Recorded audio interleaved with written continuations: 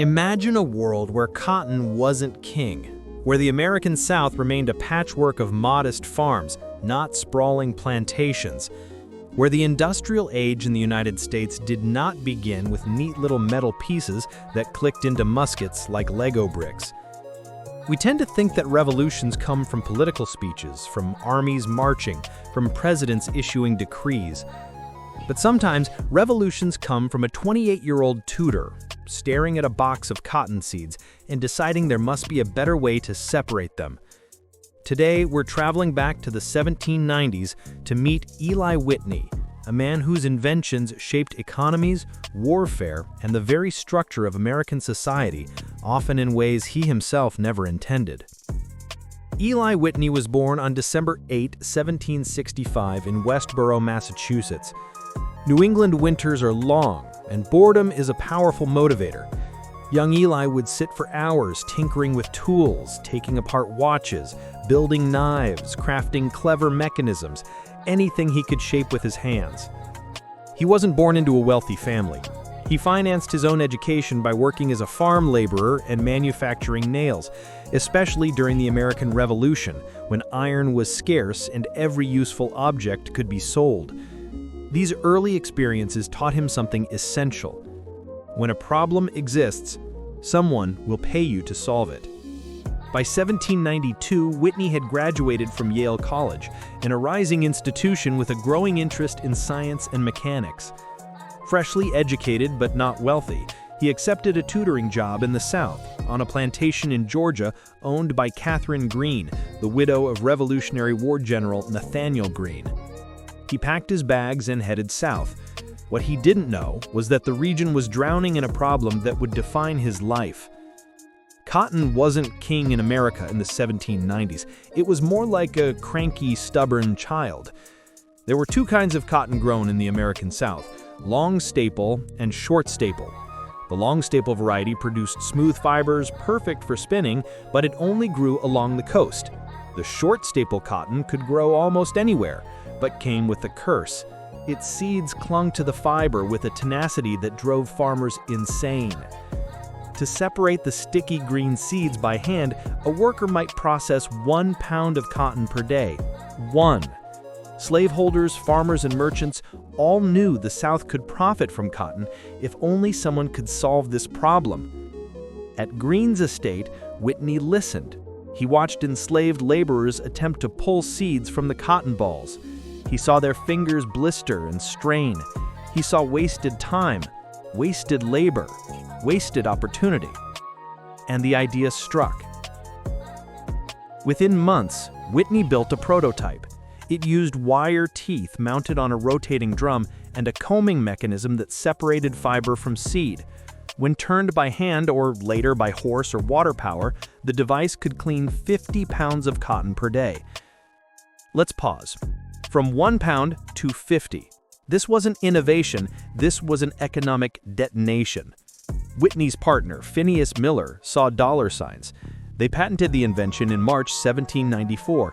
It became known as the cotton gin, short for cotton engine. It was simple, elegant, brutally effective. Farmers wanted it immediately. Planters begged to buy the machines wholesale. Whitney and Miller refused. Instead, they chose to rent the machines out, charging farmers to use them. It sounded clever until they discovered the South was full of people who didn't believe in intellectual property. Plantation owners copied the cotton gin everywhere. Rival inventors sold imitations. Enforcement required lawsuits, bribery, and armed protection. Whitney won some cases, lost many more, and nearly went bankrupt.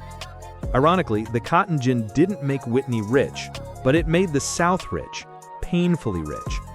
Here's the uncomfortable truth. The cotton gin supercharged slavery. Before Whitney's invention, many plantation owners were shifting toward diversified crops or considering gradual emancipation. Cotton was simply too labor-intensive to justify. After the gin, cotton became unbelievably profitable. Southern fields expanded, slave labor intensified. The number of enslaved people in the United States exploded from roughly 700,000 in 1790 to nearly 4 million by 1860. That is Whitney's most tragic legacy. He didn't design the machine to promote slavery, he actually believed mechanical innovation could reduce human suffering.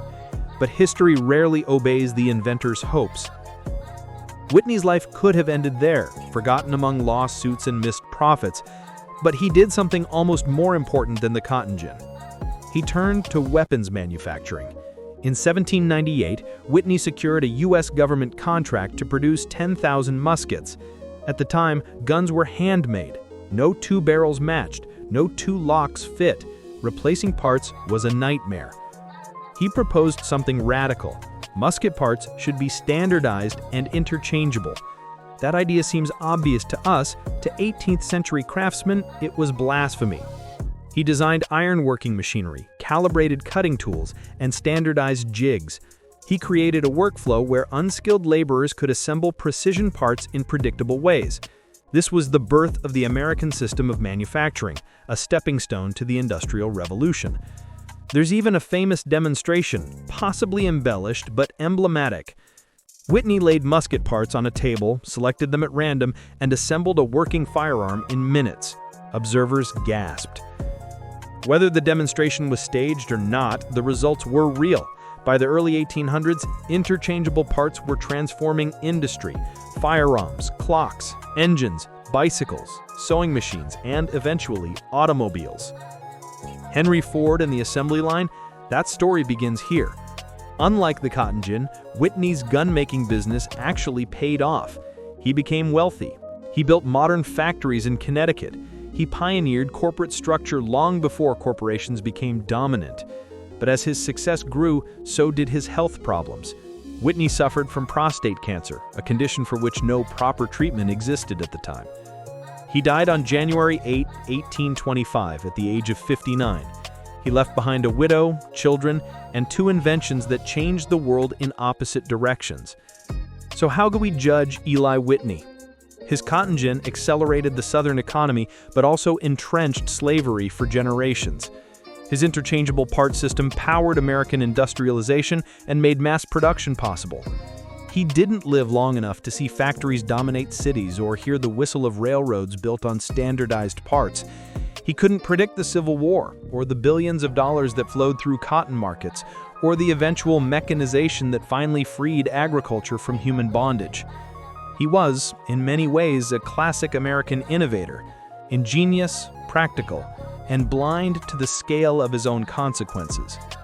Innovation is never neutral. A machine is never just a machine. It becomes a lever, and humanity must decide what it moves.